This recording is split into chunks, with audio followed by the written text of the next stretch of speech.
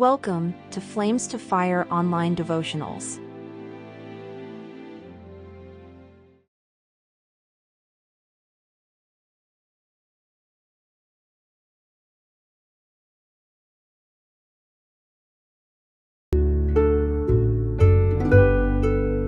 My next favorite missionary is Amy Carmichael, who was born in 1867 in the County Down, Ireland. Amy was born in a wealthy Christian family, but things became difficult when her father's flour mill began losing funds, and then her father also tragically died. Her family, because of the lack of money, had to move to a lower income part of town, but yet Amy's love for the Lord did not weaken. Amy began to minister as she grew older to those who were called the shawlies, those who didn't have enough money to even afford a hat, but would put a shawl over their head to protect themselves from the wind and the weather. And she would preach the gospel, living in even homes that were rat-infested and bug-infested, to be closer to these poor girls who were otherwise the forgotten and the rejected of society, living in the slums. This was Amy's heart, to go where no one else would go for the sake of those who needed the gospel. And it was this heart that God used in a beautiful and powerful way. Amy's heart was to be a missionary, to go to another land or country, to continue to share the gospel of Christ as far and wide as she possibly could. Amy had heard of the missionary Hudson Taylor, who served in China.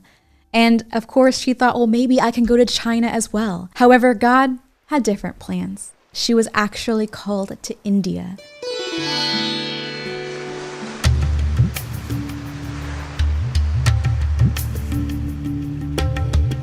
Serving as a missionary in India was not easy, and Amy, of course, realized that she stood out like a sore thumb wearing European clothes. As a child, Amy had often prayed that God would change her brown eyes to blue. But as Amy later found out, there's a reason that God doesn't always answer some of our prayers. So she quickly rather decided to wear Indian saris to blend in and to be someone who would be listened to, who would not be seen as a foreigner. She realized at this point that it was a blessing to have brown eyes, not blue, so that in this culture she could fit in.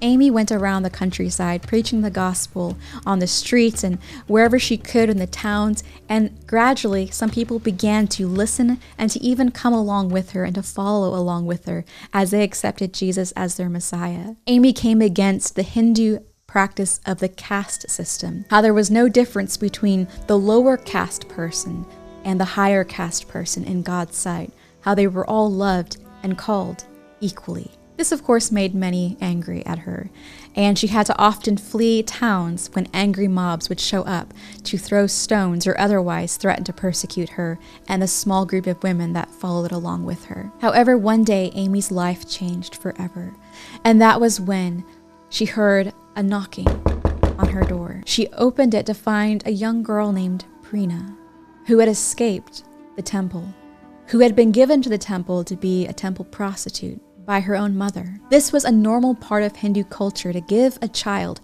to the temple because in doing so, you would receive a blessing from the gods and you would be protected from curses. And these young girls who were given to the temple would become prostitutes, who would be used and abused by the temple priests, living and serving and being enslaved and in bondage to that temple for the rest of their life, held within the temple walls and never seeing the light of day. All of this Amy discovered when she met Prina. Her heart broke and she realized the mission God had laid out before her. And something I love about Amy is that she colored her skin and made it darker with some coffee beans, and she would go in and rescue children from these temples and also the ones who could escape on their own. And she made a safe haven and a shelter for these children, later also including boys as well, starting with the girls. And she made a place where they could be children, where there was bright, happy colors, and of course, where Jesus and the gospel was central. Of course, Amy faced a lot of threats and persecution because of what she did. Amy stood in the threat in the face of death and persecution and torture for the sake of the children. And the children began to affectionately call her Amai, which means mother. Amy did this for many years, and the home that she kept as a safe haven for these children grew and grew as the years passed by.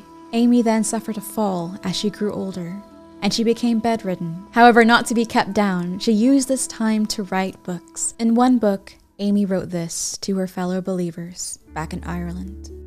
"We profess to be strangers and pilgrims, seeking after a country of our own.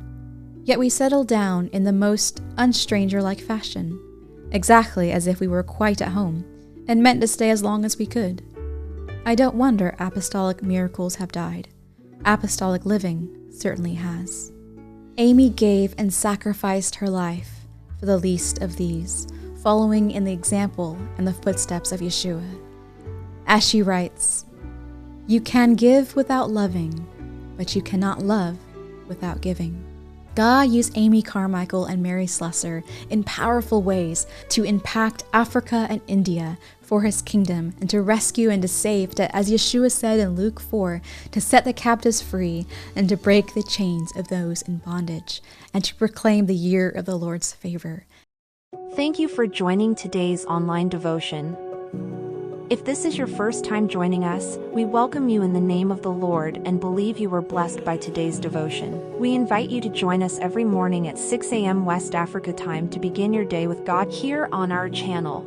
Kindly like, share, subscribe, and turn on the notification button so you can be alerted every morning when the devotional premieres. We promise to make it a memorable time with God.